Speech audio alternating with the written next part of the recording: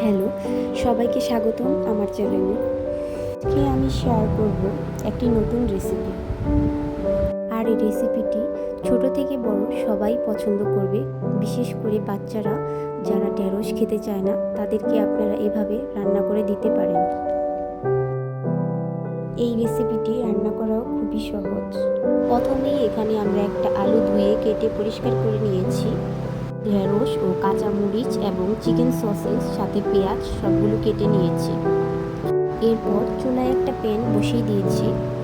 প্যানটা গরম হয়ে আসলেই তেল দিয়ে দিব পরিমাণ মতো।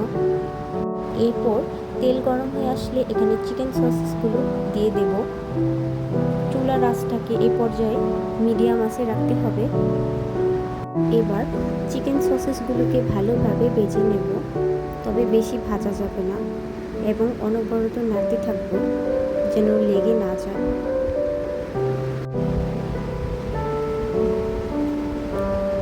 কিছুক্ষণ ভাজার পর দেখতেই পাচ্ছেন সসেসগুলো লাল হয়ে আসছে। এবার আমরা সসেসগুলোকে নামিয়ে নেব চুলা থেকে। এরপর চুলায় একটি কড়াই বসিয়ে দেব। কড়াইটি গরম হয়ে আসলে এখানে সামান্য তেল দিয়ে দিব, অর্থাৎ একটি ভাজি রান্না করার জন্য যতটুকু তেল প্রয়োজন আপনারা এখানে কম বেশি তেল ব্যবহার করতে পারেন। তেল গরম হয়ে এসেছে, এখন এখানে আমরা আলু কুচি দিয়ে দিব। এরপর আলুগুলোকে ভালোভাবে ভেজে নেব। এমনভাবে ভাজবো যেন আলুগুলো অর্ধেক সিদ্ধ এখানেই হয়ে যায়।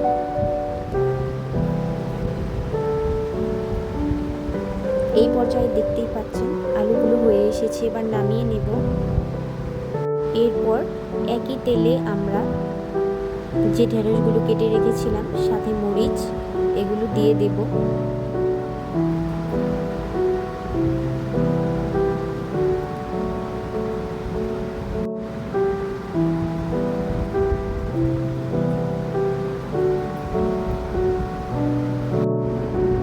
সাথে পেঁয়াজ কুচি, এখানে আমি দুটো পেঁয়াজ কুচিয়ে রেখেছিলাম সেগুলো দিয়ে দিয়েছি।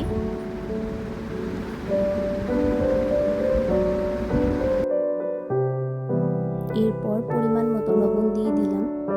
আপনারা আপনাদের পরিমাণ অনুযায়ী লবণ দিয়ে দেবেন। এখন ভালোভাবে নেড়ে চেড়ে এগুলোকে মিশিয়ে নেব।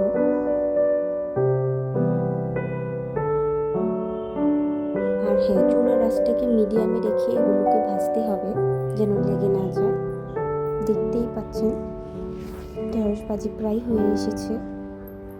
অনবরত নাড়তে থাকবেন যেন লেগে না যায়, কারণ ঢেঁড়স ভাজি লেগে যাওয়ার সম্ভাবনাটাই বেশি।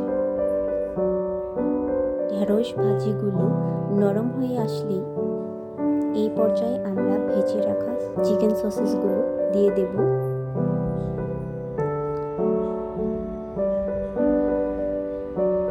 এরপর ভেজে রাখা আলুগুলোকেও দিয়ে দিব।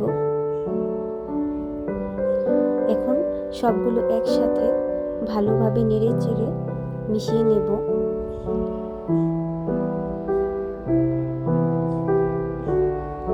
দেখতেই পাচ্ছেন আপনারা ভাজিটা দেখতেও কতটা সুন্দর লাগছে, আর রান্নার পর খেতে কতটা ভালো লাগবে সেটা বুঝতেই পারছেন। ভাজিটা হয়ে এসেছে, এখন আমরা চুলা থেকে নামিয়ে নেব।